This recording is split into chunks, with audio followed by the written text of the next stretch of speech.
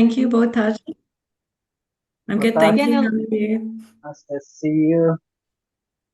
please Nice. be welcome to our monthly seminar. Thank you very much for accepting, participating in our meeting. Can you share your screen, Chloe, please? Yes, one. Um, That well, good? yes, that's perfect. I would like to present you. So today we have Chloe Fletcher. She's a PhD candidate at the Barcelona Supercomputing Center. Am I correct, Chloe? That's correct. Yeah. Okay, so the presentation today is about compound and cascading effects of climatic extremes on dengue risk. So, Chloe, thank you very much. And please, you have from 40 to 50 minutes. Perfect. Thank you so much for the introduction. Hello, everyone. Thank you also for the invitation to present at this workshop. My name is Chloe Fletcher. I'm a PhD candidate in the Global Health Resilience Group at the BSC. And today I'll be giving a presentation on the compound and cascading effects of climatic extremes on dengue risk. Hopefully that will be clearer by the end of the presentation, what I mean by that. But I'll be detailing a prediction modeling framework that incorporates interacting long lag and short lag variables that represent hydrometeorological extremes such as heat, drought, and extreme rainfall to anticipate dengue incidents and outbreaks for epidemic preparedness. So for this, I'll present two examples, one in Barbados, which is being integrated within the National Dengue Early Warning System, and another in Brazil, which was developed during the recent InfoDengue Mosqlimate forecasting challenge. So before I get into the modeling, although I'm certain that this information is more than familiar to most of you, it's important to emphasize that dengue is of growing concern, both globally, but especially in the Latin American and Caribbean region. So in 2023, the region experienced the highest number of dengue cases on record, with over 4.5 million cases recorded, the number of which is likely to be much higher if we were to include asymptomatic cases. Now, despite this record-breaking year at the time, this peak was far exceeded in 2024 by nearly triple, with over 13 million cases recorded. And this represented 92% of all global cases, with Brazil facing the greatest burden with over 10 million recorded infections. And this rapid increase coincided with the 2023-24 El Niño event, which exacerbated extreme heat, rainfall, and drought across the Latin American and Caribbean region. So whilst these cases have not been explicitly attributed to this event, this El Niño, we do know that extreme weather, such as those exacerbated by climate variability and change, can have a detrimental effect on human health. For example, through increased food insecurity, displacement, and the prevalence of vector-borne and waterborne diseases. Now, small island developing states in the Caribbean, like Barbados, are highly vulnerable to increasingly frequent and intense extreme climatic events, which have been shown to exacerbate outbreaks of arboviral diseases such as dengue. Similarly, in Brazil, diverse climatic zones and socioeconomic contexts, from small communities in the Amazon rainforest to densely populated coastal megacities, can be vulnerable to climatic shocks, which can in turn foster complex transmission dynamics. And when extreme weather events occur in succession, so one after the other, these impacts can compound, creating cascading effects that impact the economy, healthcare systems, infrastructure, and human behavior that can amplify both exposure and the risk of contracting a disease. So in addition to the human cost of diseases, particularly Aedes-borne diseases such as dengue, chikungunya, and Zika, a study published by Ruiz et al. In 2024 found that there had been an increase by 14-fold from 1975 to 2020 in the global economic costs of these diseases. Additionally, they estimated that the cumulative cost was around 95 billion US dollars, which to be honest is likely to be a huge underestimation due to challenges in reporting and quantification of these costs. On the right-hand side, we can see the country-specific cumulative costs over this time period, where Brazil represents the second highest contributor with an estimated spend of around 14 billion US dollars. However, a particularly interesting finding in the study was that the spending on damages that result from disease was found to be 11 times higher than on the management of disease globally. And in the case of Brazil, this margin looks a little bit narrower, but still with the large majority of spending on resulting damages. And this really demonstrates the primarily reactive nature of current systems when it comes to infectious disease management. Whereas if we were to move to a more proactive approach, where outbreaks are anticipated and responded to before they occur, this could potentially reduce both the economic and human costs of disease. So within our team at the Barcelona Supercomputing Center, we specialize in the development and implementation of prediction models and early warning systems to anticipate the timing, location, and likelihood of outbreaks before they happen. And within our framework, we harmonize multiple sources of data and explore Bayesian statistical relationships between historical disease cases and climatic conditions to identify a model that best captures these relationships. And this model is then utilized to predict outbreaks over the coming weeks or months by leveraging seasonal climate forecasts. And this forms the operational part of our prediction framework, where disease risk forecasts are generated on a weekly or monthly basis. For example, if we were to forecast dengue risk 3 months in advance, which is often considered an optimal balance between climate forecast skill and having sufficient time to carry out an intervention, a forecast issued in January would predict dengue risk in April. Whereas in a 6-month lead time, which without lagged associations may be the maximum extent of the forecasting window afforded by seasonal climate forecasts, would allow us to have more time to carry out these interventions if we were to issue in January to forecast dengue risk in July. But this is at the cost of reduced climate forecast skill and then resultingly less reliable dengue risk predictions. Alternatively, multi-lead forecasts enable forecasts to be updated as you get closer to the target month that you're most interested in, where here, if we were issuing in January, this would be for forecasts from February to whenever, where we can potentially extend this maximum lead time by including lagged climate disease relationships, making use of climatologies where this forecast window has been exceeded. So when we were to then reissue in February, we can update all of the predictions within our window, which should be hopefully more reliable and skillful. Of course, I'm using months here as an example, but we could also consider this in terms of weeks, although I'll elaborate more on that within our Brazil case study. So hopefully this gives a good idea of some of the work that we do within our team and our motivations for doing so. So I'll now move on to our first case study, which is to predict dengue risk in Barbados. And this is where we first developed this interaction modeling framework that uses these long and short lag predictors. So for a little bit of context, since 2021, we've been working with collaborators across the Caribbean to develop bespoke climate-informed dengue early warning systems for predicting outbreaks in Barbados, Grenada, and St. Lucia, so 3 Caribbean islands.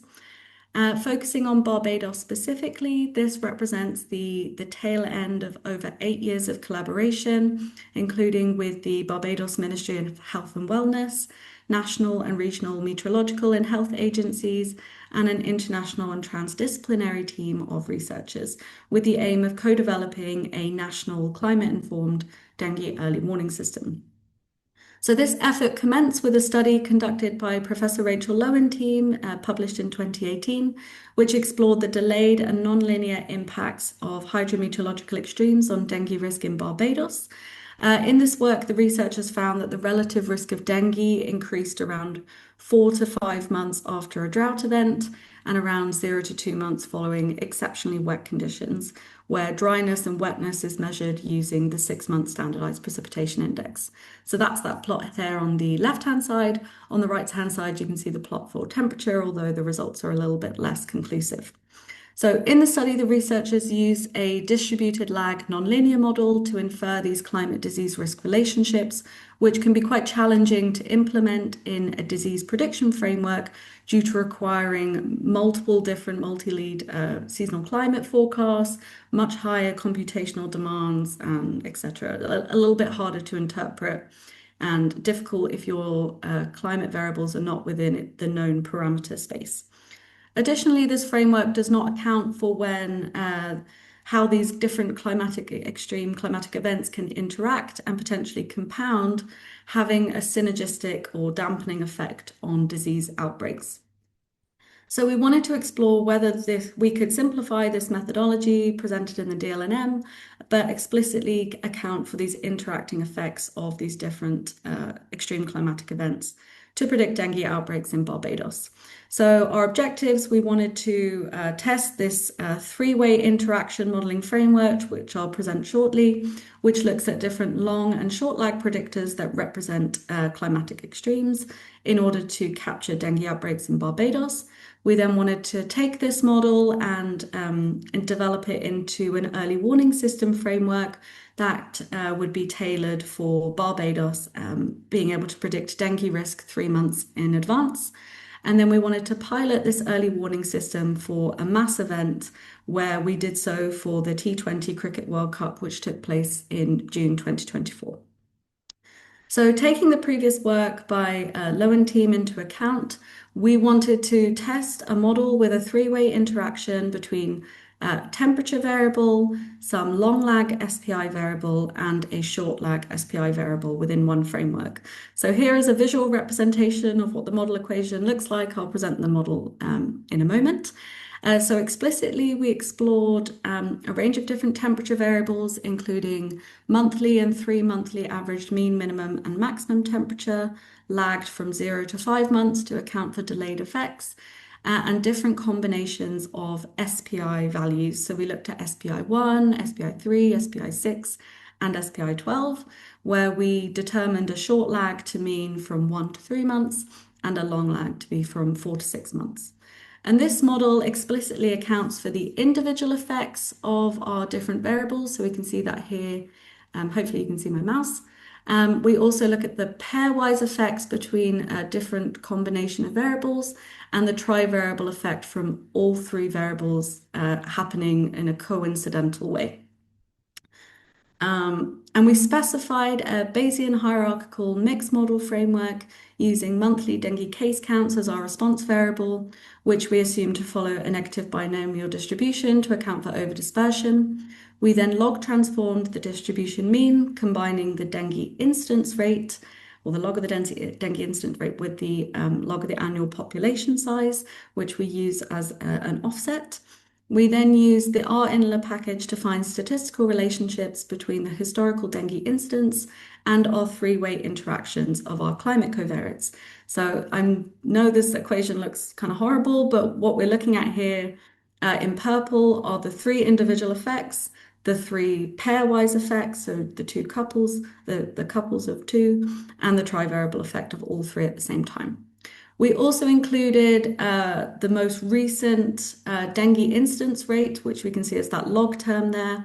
As we're looking to have a 3-month lead time, the most available dengue incidence rate we would have in a real-world framework would be 4 months prior to that.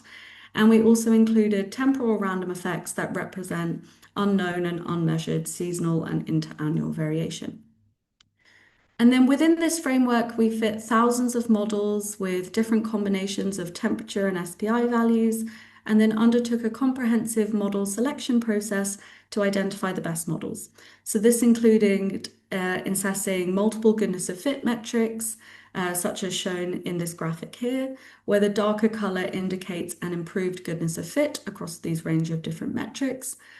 We also wanted to make sure that we saw substantial reductions in our random effects, so our monthly and interannual random effects, which would indicate that these climatic variables are explaining the temporal variation within our dengue incidence.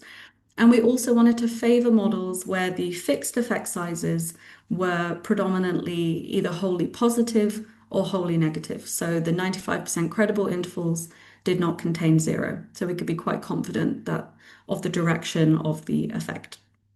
So we also performed a rolling origin cross-validation process, also known as an expanding window cross-validation, on up to 10 best models to see how well they may predict in a real-world forecasting scenario. So with all this, we found that the best model employed a three-way interaction between the 3-month mean temperature anomaly lagged by 3 months, the standardized precipitation index averaged over 6 months, lagged by 5 months, and the SPI6 lagged by 1 month. And to present the results generated from our cross-validation process for this model, where we trained the model from June 1999 to May 2012 and evaluated the predictive performance from June 2012 to May 2022, so a 10-year time period for that cross-validation. And for each month we were forecasted, we used all data available up until 3 months prior. So that 3 months accounting for our lead time, which we would want in the real world. It's important to note that an outbreak here is defined as exceeding the historical 75th percentile of cases in a given month, which is the threshold set in agreement with the Barbados Ministry of Health and Wellness. We found that our selected model hugely outperformed a baseline model, which represents current practice based on kind of seasonal averages, with a CRPS reduction of 37%, an improved true positive rate or true detection of outbreaks of 84% compared to 66%, and also an improvement in the false positive rate. This model also outperformed a random effects only model, which included both seasonal and interannual effects, really showing that the climate variables were doing a lot of the work in terms of improving predictive performance, and also outperformed an additive model, so a model that has none of those additional interactions, so no pairwise interactions, no trivariable interaction. And this really demonstrates the value of simply incorporating interaction terms to improve a model's predictive performance without requiring access to any additional data. We also wanted to better understand how these different climate variables contributed to dengue incidents when they were all summed together. We can look at all the effects individually, but you kind of want to have an overall understanding of the effect. So we looked at this under a range of different scenarios as presented in these plots. On the left-hand side, we looked at a cool temperature scenario in cool for Barbados, which is the 10th percentile of temperature historically. And on the right-hand side, we have for a warm temperature scenario. So that's the 90th percentile historically. And in both plots, the x-axis moves from left to right from exceptionally dry conditions to wet conditions, looking there at the long lag. And the y-axis moves again from dry to wet conditions, but for the short lag. So this looks at a range of different possible combinations if these were to happen in the real world. The color represents the mean contribution or the log of the relative risk, where red indicates there is an increased risk of dengue and gray a reduced risk. And we have the X's here to confirm whether the 95% credible interval does not contain zero. So here it's evident that the dengue risk is greatest following long lag dry, mid lag warm, and short lag wet conditions, which you can see here in this dark red, and that it is lowest during prolonged dry and cooler conditions, such as here. As a result, we developed the schematic to communicate with decision makers locally and represent the information more clearly to understand which data are needed at which times. And it also shows how the forecast framework could be applied to predict dengue risk during the T20 Cricket World Cup. So one of the challenges, before I get into those results of the World Cup, one of the challenges of a Bayesian mixed modeling framework, specifically one that uses random effects to account for interannual variation, is that we don't always know the effect size of the year ahead or the current year without making some assumptions. Often this term will either be set or centered around zero, but this can often lead to an over or underestimation of the dengue incidence. So we decided to develop a framework which readjusts this dengue season for each month that we're trying to forecast, so that the forecast target month, so the month we're trying to predict, always represents the 12th month of the year. and that the issue month, which is 3 months prior, will always represent the 9th month of the year. And this means that the interannual effect can consistently learn from 8 months of case data in the current year that it's in, preceding that issue month. And we use this framework both for cross-validation as well as for forecasting dengue outbreak risk during the T20 Cricket World Cup.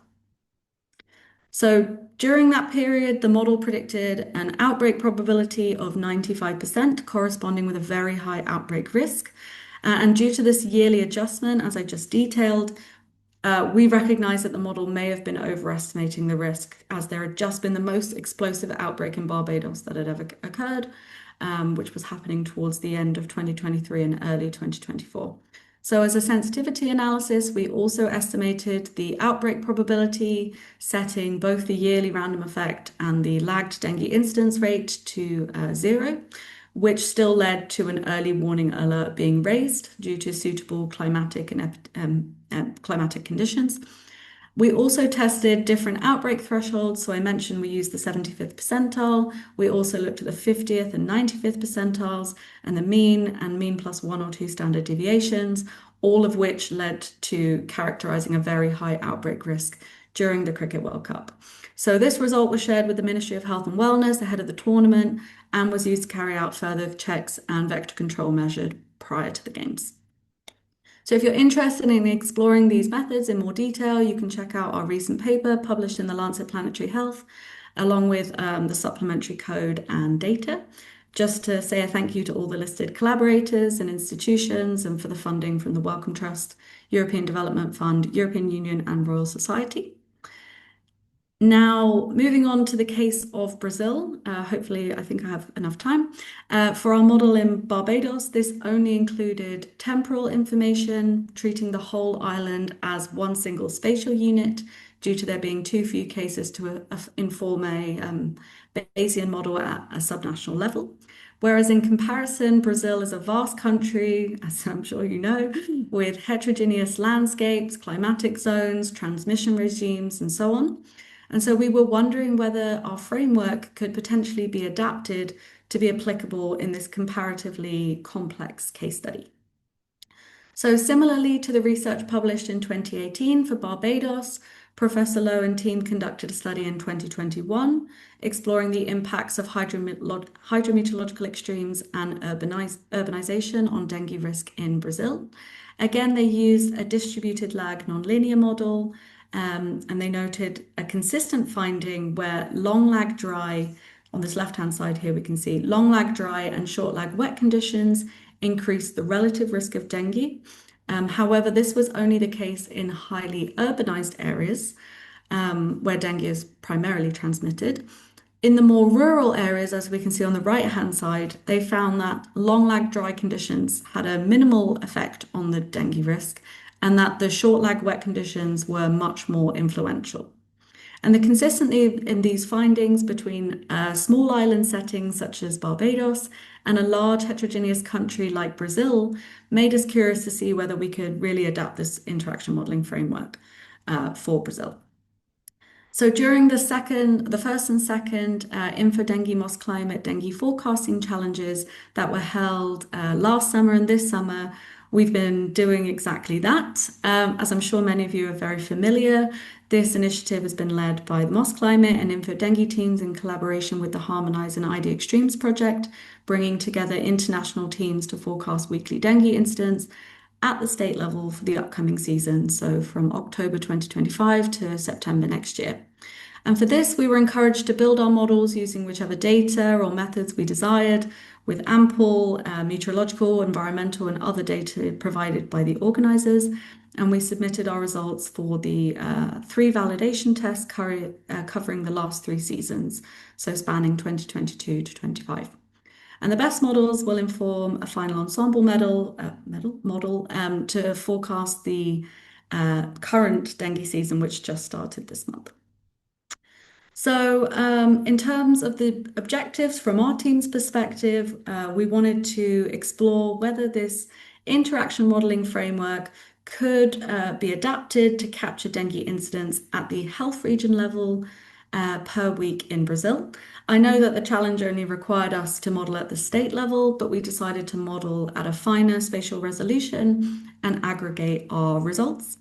We also then wanted to take this model and adapt it into a prediction framework to be able to forecast dengue incidence at the state level for the upcoming season. So starting of epidemiological week 41 of this year to epi week 40 of next year. And then as a final objective, we wanted to look at the predictive performance of this specific model and its ability to be able to forecast dengue risk under different definitions of what risk really means across different spatiotemporal scales and lead times. So I'll elaborate a little bit more on that later. So from the get-go, we ran into a few issues with applying this interaction framework at the weekly scale. For example, a really important question was how do you translate these multi-month averaged variables, such as the 6-month SPI used in Barbados, to a weekly level variable. Additionally, we know from our experience that seasonal climate forecasts that we typically use to make these forward predictions do not exhibit a lot of skill at sub-monthly timescales, meaning that these will not be suitable to use at the weekly resolution, potentially. With us also predicting so far in the future, beyond the 6 or 7 month maximum forecast window afforded by seasonal climate forecasts, we knew that we needed to develop a robust methodology that made best use of monthly climate and oceanic indices. And I'll show you in a moment how we incorporated the weekly variation within our framework. So without going into absolutely every variable that we considered, we incorporated a range of different temperature, precipitation, drought, oceanic, and classification indices, some of them provided by the organizers and some of them obtained ourselves.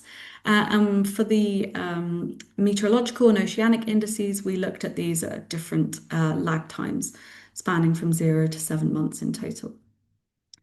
In terms of our modeling approach, similar slide, but some differences you may notice. I'll try and kind of condense them without being too overwhelming.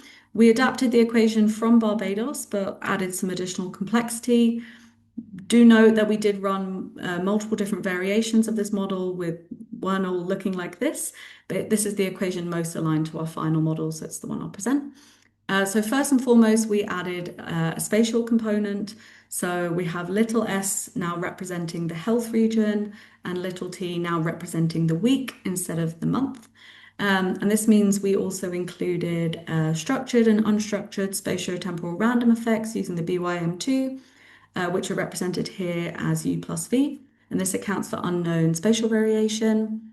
We also adapted the seasonal random effect from monthly to weekly to incorporate weekly variation, and these weekly effects were replicated at the state level to allow a little bit more flexibility, as this is the only variable within our modeling of framework that actually has any weekly information whatsoever.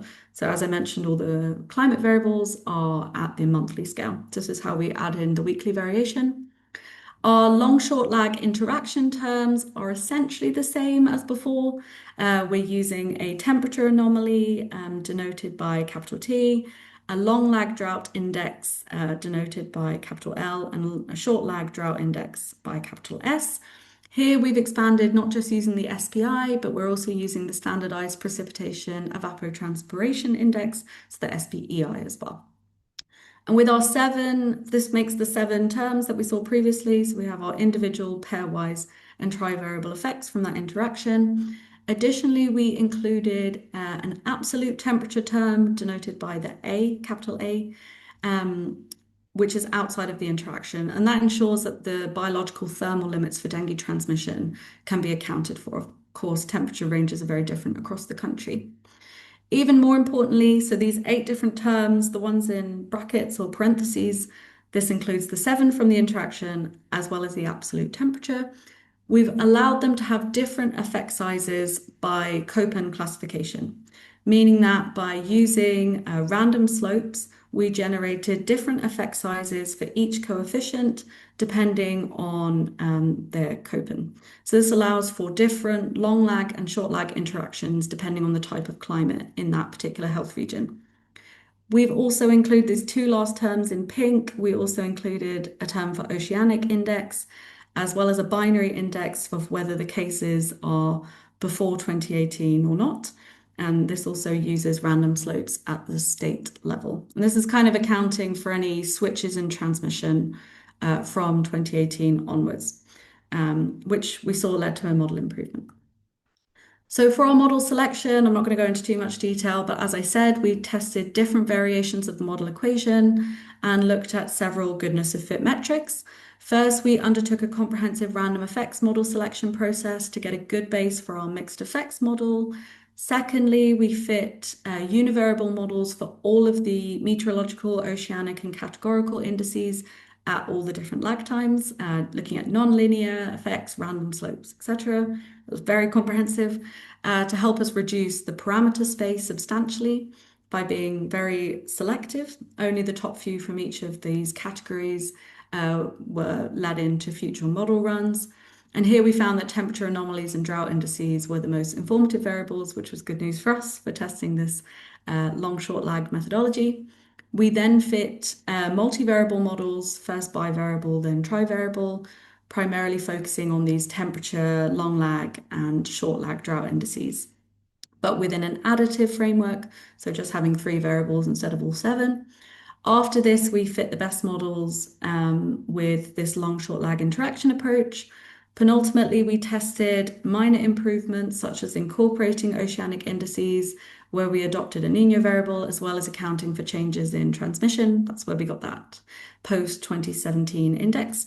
And lastly, we performed a rolling origin cross-validation again, this time training the model from January 2010 to October 2020 and predicting the upcoming 5 seasons. The challenge only needed us to do 3, but we wanted to do all 5. And we performed this on our best model, this cross-validation, according to goodness of fit, but also tested a range of different random effect structures to enhance predictive performance. So just coming back to the equation again for context, these differences in random effects included replicating our spatial effect by the Niño phase. We thought we'd give that a go. So whether it was an El Niño, neutral, or La Niña phase. And then we also tested different iterations of the yearly random effect, including having a national level effect or region-specific effects, either using IID, random walk 1, random walk 2, or just removing the yearly effect altogether. As I mentioned earlier, the yearly effect is one of the biggest challenges in Bayesian prediction, especially when forecasting a year in advance without access to real-time case data. And in the first Dengue Mosqlimate challenge, our model, which was distinct to this one, but quite similar, used a random walk 1 model to inform the yearly effect during prediction. And it led to a huge overestimation of cases for the season that's just passed. And so for this year's sprint, we wanted to be very cautious and make sure that the yearly effect was really properly taken into consideration and did not lead to such an overestimation, which is why we tested so many variations. Interestingly, our best model during cross-validation excluded the yearly random effect altogether, which makes sense when predicting a full season with no information known about that year. So in the end, we actually just removed this effect from our final prediction model. So to give an idea of our final model, I'm trying to present this in a friendly way. Hopefully this schematic is fairly clear. But we have this 3-way interaction that we saw previously. So we have those 7 different interaction terms, which incorporate the 6-month mean temperature anomaly lagged 1 month, 12-month SPEI, lagged 3 months, and the SPEI 3 lagged 1 month.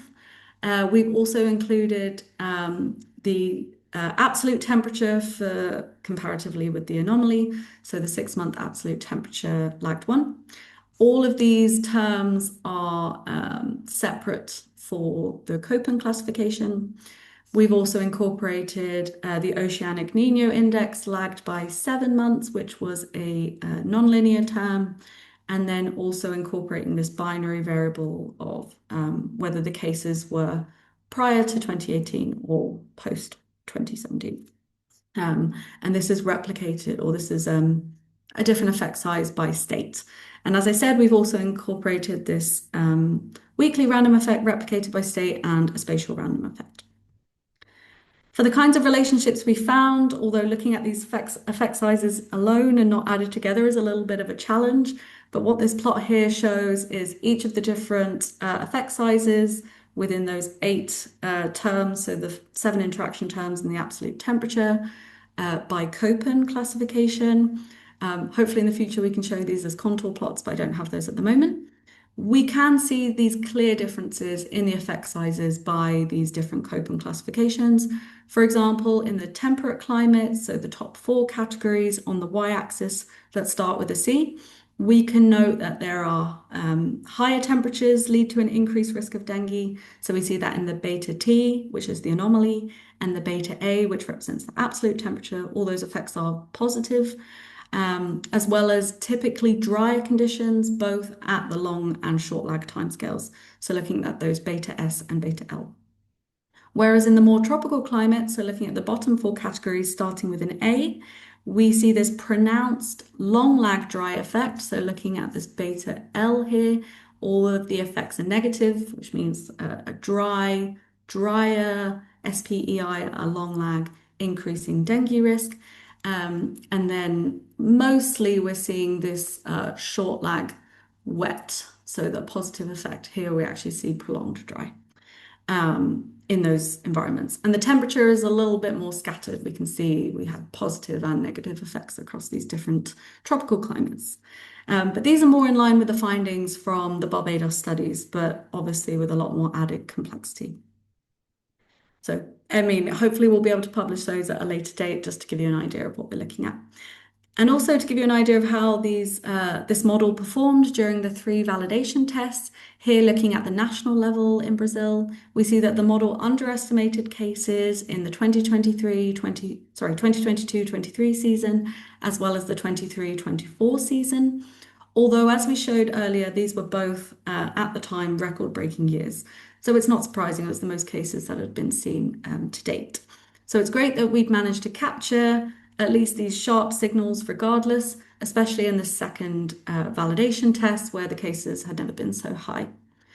And the season that just concluded actually is pretty well captured in purple here, at least at the national level.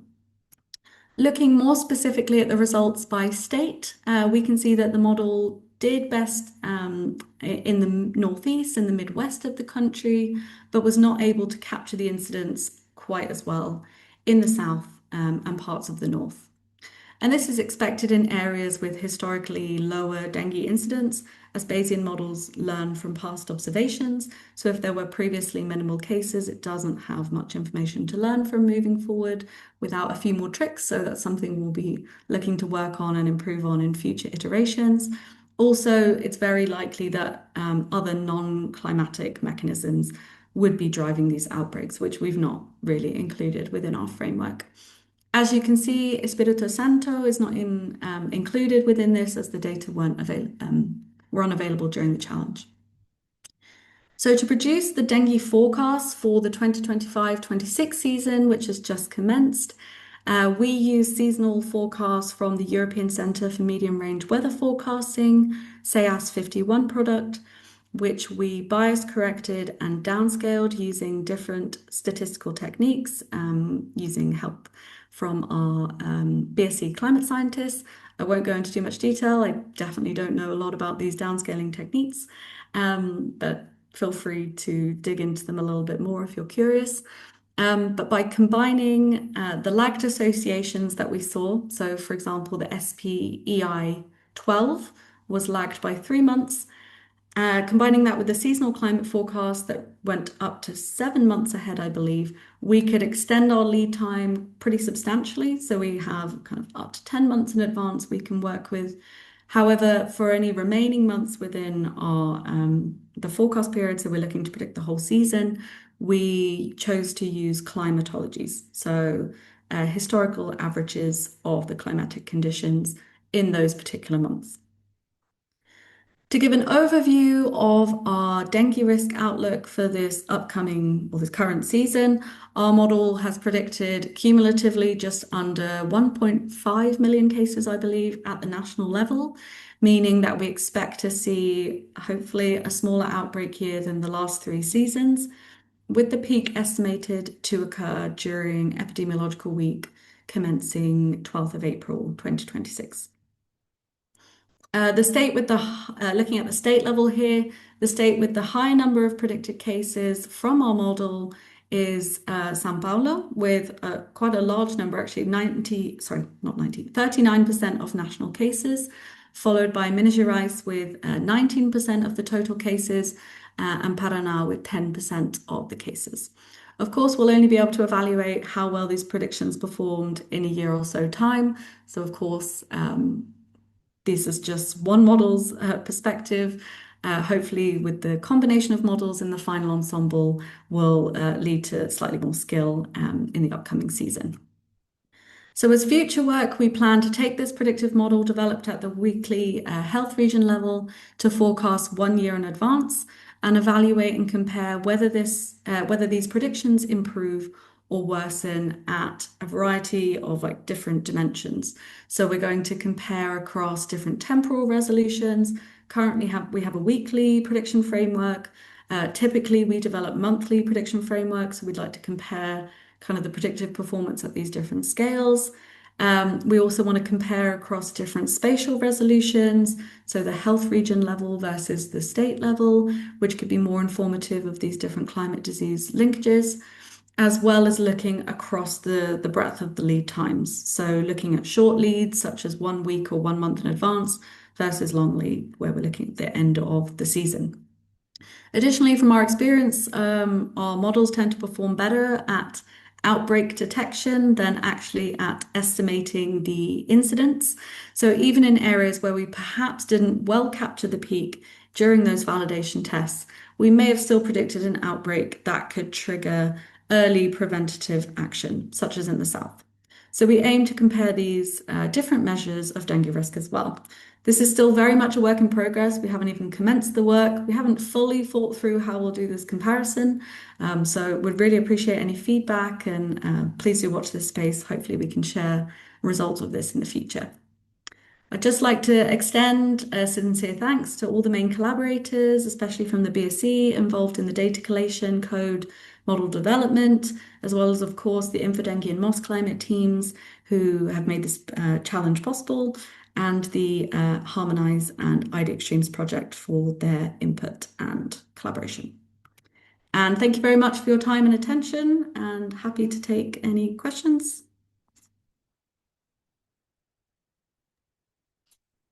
Thank you very much, Chloe, for your great presentation. Your results are impressive. Your model captured the upward trend in Brazil in 2024 as far as possible. And we have 2 assumed Bayesians in team, which is Flávio and Léo Bastos. So I will ask them to ask the further questions regarding your work. Great, thank you.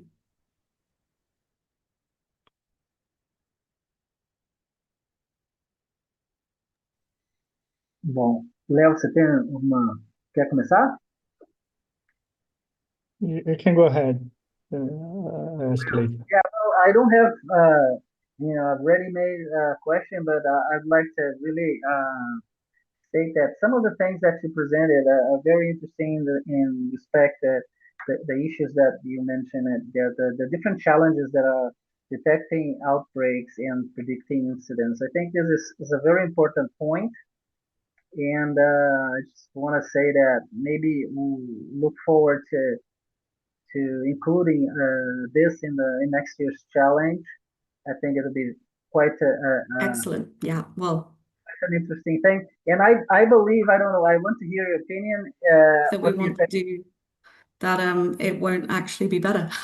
Anecdotally, we think it's better, but maybe it's not better. So it'll be interesting to look at that for sure.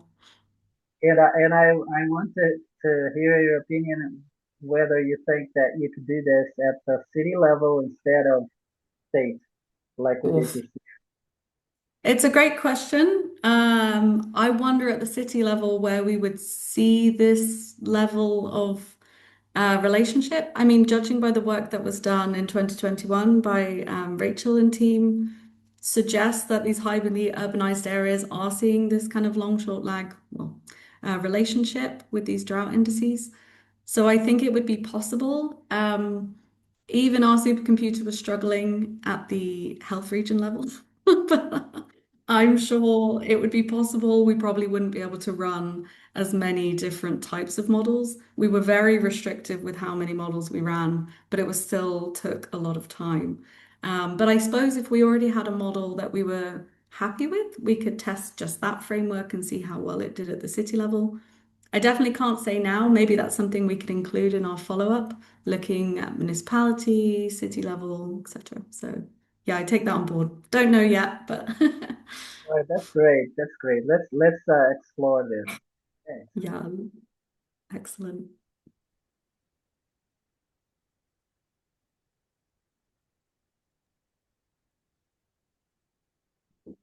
Yeah, should I ask something then? Go ahead. Well, I have a couple of questions actually. A very great. I didn't know the paper. I was just reading it, the Barbados one, and so for it, you have a definition of outbreaks, which I think you put that like it's a very nice plot that to have different levels. Like I think it was Go to yeah. it. You're going for it, yeah. This one, yeah. And how do you define this levels? I was looking in the paper. It is actually supplementary. You have the quantiles and everything, but it's quantiles based on your model, or I didn't get it. Do you mean this This threshold very actually, high, yes, or this one? These different outbreak probabilities, you mean? yeah. Different categories? That's a great question. I'll go back a couple more slides because it will hopefully be a little bit clearer. So when we did our cross-validation process, we did a ROC curve, so a receiver operating characteristic curve, where we identified an optimal trigger threshold that could cause the maximum distinction between so having a maximized true positive rate and minimizing the false positive rate as much as possible. So this gives you essentially an outbreak probability where you would say, okay, anything above 28%, we're going to treat as an outbreak and we're going to take action, and anything below 28% is going to be considered a non-outbreak time. So we use this 28% here as our lower level boundary. So this means that the low level of risk spans Oh, from I see. 0 Yeah, to I got it. 28. Yeah.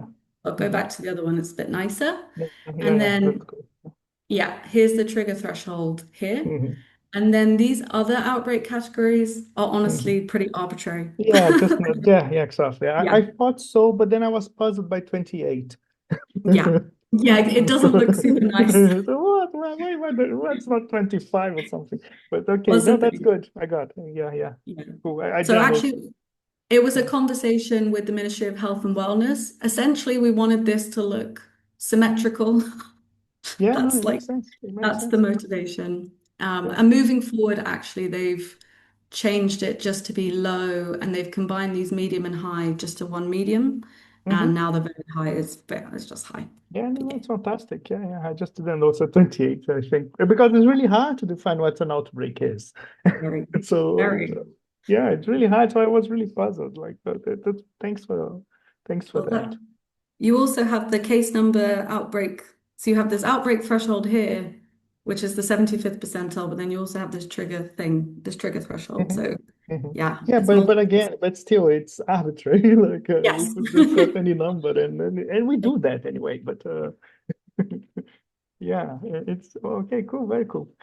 And then you have when you present the, I think that's the Brazilian model, when you have the temperature, the whole different temperature variables you use, but then you use a partition for the Mm. Köppen climate regions.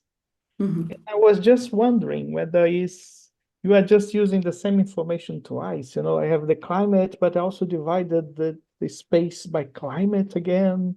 And I'm just kind of, Which part do you mean? uh, Sorry. I think it's between brackets, the bit, the, what's this color is, or it's pink, purple, Yeah. I don't know, this purplish color. Between brackets, you have the K there, which is the Köppen. So you have one beta for each Köppen region, right? Exactly. So you are dividing the space using a temperature-defined region and modeling temperature variables in there. And I just wonder if it's kind of you're using the same information twice. I just got the information, and I had the same discussion here with Lais. She visited you a couple of months ago, and we are decided to use either this one or biomas or something. We didn't. I was just kind of scared to using the same information twice. Have you thought about it? Or Yeah, totally. I completely agree with you. We initially were like, oh, maybe we should just look at the region. So we looked at the 5 main regions of Brazil. We tested at the region level, we tested with the biome, we tested with the Köppen. I think that was it. So we tested with these 3 different ways that's pretty much of it. defining the country, and the Köppen was always the best, like so much better. Well, no, not so much, but like pretty marginally better, so we went with it, and in a way, I think it makes sense. I guess this classifies the type of environments that you would see. So you're kind of using the information, but it's saying, okay, well, you already have, let's say, a very dry climate. So maybe more dryness isn't actually going to increase dengue, or maybe it will. Do you know what I mean? No, it does make sense. It does make Yeah. sense. I was just scared to using the same info twice, because you're using the humidity or rain or anything, and then model it inside the region that was chosen because it rains a lot or didn't rain at all. Just It's like we're bringing up temperature constantly, because we also have So we I have use the temperature again and anomaly. again. Wow. Yeah, anomaly, But okay. absolute, and Köppen. The results are very cool. Like they make sense. We did that in bioma, but bioma also it's the same, because the bioma basically it's that way because of temperature. Like, so that's why it's a rainforest, or it's like they're also similar.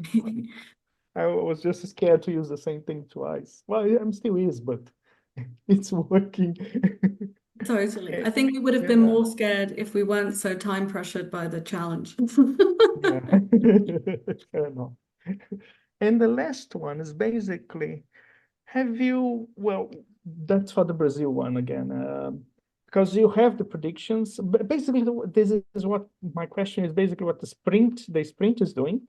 But have you considered comparing by a baseline model or something like that? Have a very simple model and see how better you are when you fit a big one or something like that. That's a good question, and we did do that during our cross-validation. I've just not presented it, but I haven't shared the results of that, but yeah, we did do that. So we compared all of the mixed effects models. We compared to their random effects only version, so completely the same model but removing all the fixed effects. And then we also compared to a one with just a weekly random effect and a spatial random effect. That's probably the most comparative, as like business as usual. Yeah. How was it? Finally a lot better. Actually, when we did the sprint last year, it was only a little bit better than our random effects only model, and we were very sad. Yeah. This year, we're actually seeing really substantial improvements compared to super cool. Yeah. Yes. Great. Thanks. And I think my last question, I think this was inspired by the last presentation on the sprint, but have you considered or somehow adding in the model in immunity or something like that? Because this is really hard topic, and when you have a massive number of cases in 1 year, the next year probably won't have that a larger epidemic as big as the one before, because a lot of people get infected and they won't get the same serotype again. Yes. And Well, I never thought about how to use it. And then have you considered or are you thinking about it? And if so, how? What are you thinking? That is a great question and something I would love to follow up on because we had a list of things we wanted to do, but given the time limit, we were like, oh, we're gonna have to think about this like moving forward because we don't have enough time. But we were thinking about in some way incorporating some sort of endemnicity index. We consulted Raquel as well about Yeah, like transition work and Yasmin is here as well. She's the yes. author. Yeah. I think it's a work in progress. Definitely Mm. important though. Yeah, because I thought using the dengue cases in the Barbados paper was somehow doing it. But Yeah, basically, like when you have the log of the number of cases with exactly. lagged one.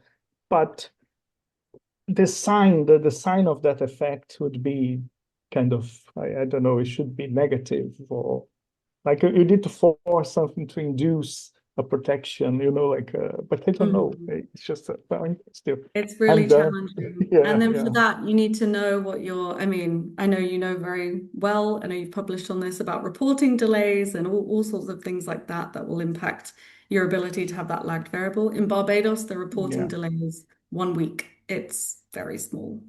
Seriously, So it's just 1 week? yeah, it's a tiny Wow. country compared to Brazil. Yeah, but like if you go to a very organized city in Brazil, it's not 1 week. Still smaller than that, I would imagine. Well, maybe not a small city, but Yeah, well, yeah. Yeah, thank you very much. yeah, thank you. Any additional question? No? Chloe, we look forward for your paper on Brazil. And well, we would like to thank you a lot for your presence today in Mosqlimate team and look forward for some collaboration also. Flávio, thank you again. Não sei, a gente pode parar a gravação agora?